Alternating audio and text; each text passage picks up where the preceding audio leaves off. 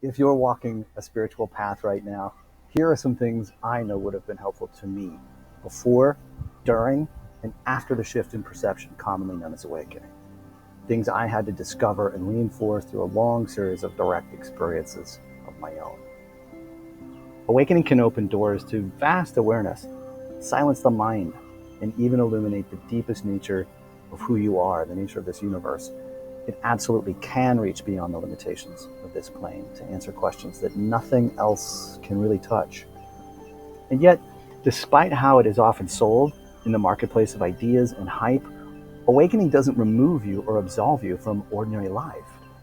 In fact, it shows you how ordinary life is kept within the warm embrace of that awakening while you still appear to be here. As my own journey began to crack open, there came moments with extraordinary glimpses, breathtaking stillness, radical shifts in perception, clarity about who I am, and as well as what I am not. It was like being sometimes lifted into a very high state beyond bills and beyond relationships, beyond the awkwardness of being human. And yet, even as it became possible and even natural to keep some awareness at a level that continued to look beyond those things, at the same time, my shoes remained tied and I put gas in my car. In fact, it was clearly meaningful, helpful, and necessary to keep the shoes tied, pay the bills, navigate worldly tasks, negotiate relationships. My own journey took me to places, metaphorically and geographically, far from where I started in this life, and sometimes brought periods of significant solitude that I'm very grateful for and seemed very necessary at the time. But these interludes were also ultimately temporary, and the vagaries of ordinary life always returned. What changed radically was the quality of mind with which I could meet those daily worldly calls to attention. Here's the truth. The awakened mind can function beautifully in the kitchen, the marketplace, the office, and at school. It can face the frustrations of traffic or the pain of loss and still rest in awareness. Awakening expands the field of possibility. It opens you to options and perspectives you couldn't have accessed before. Sometimes your life may radically change as a result of that awakening. But even then, those changes don't displace you from the ordinary rhythms of being human.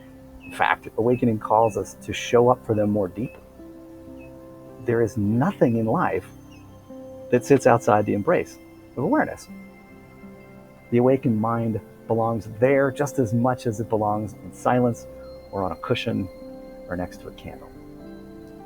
And this is where spirituality, as your awareness grows, issues its deep invitation to really grow up. It's not so different than the way we grow into adulthood. Each stage brings more autonomy and more responsibility.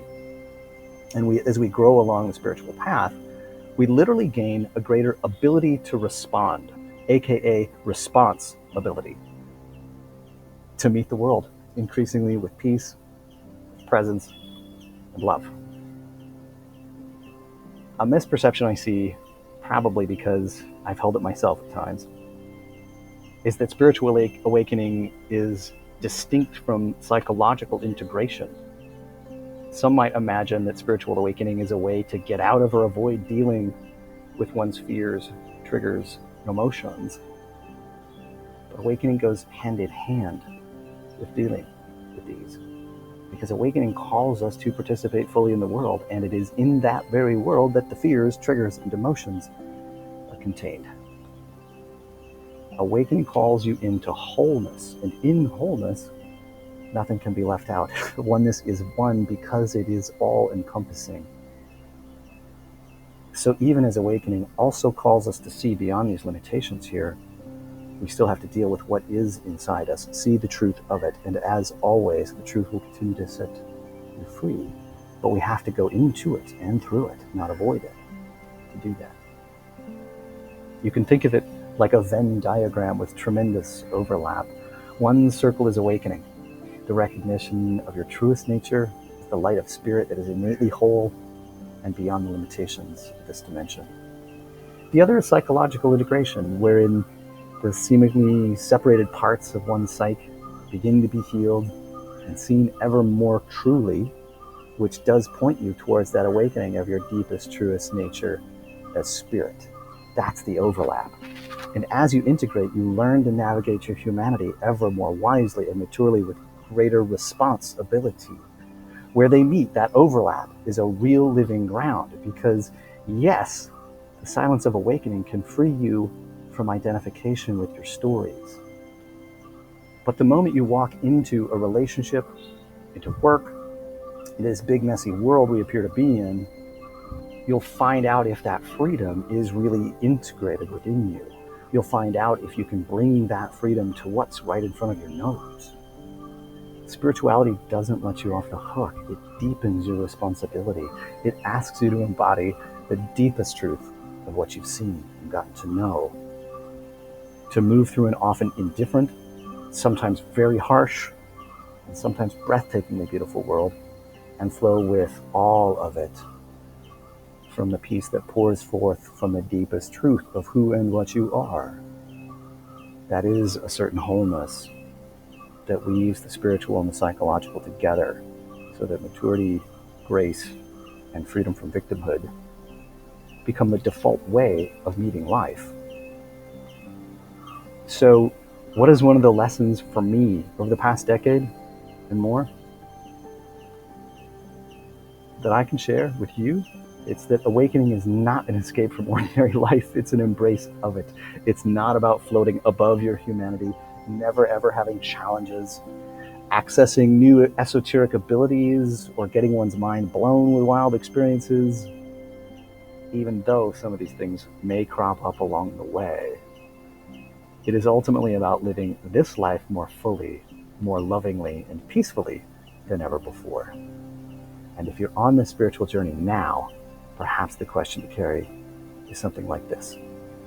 Am I willing to let awakening teach me to meet every part of myself, inner and outer, with grace and full responsibility?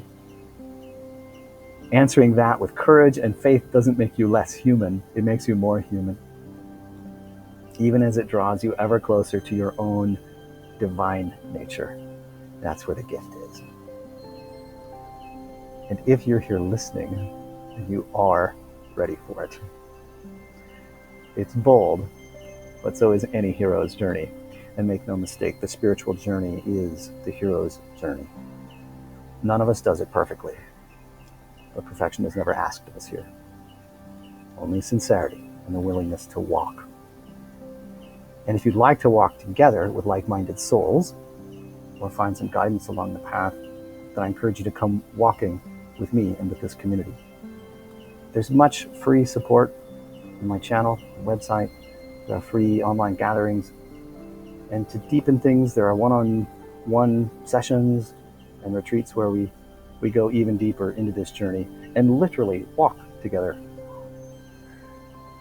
And may you find that awakening not only reveals the radiant light of spirit you are, but teaches you to shine that light into this world fully alive.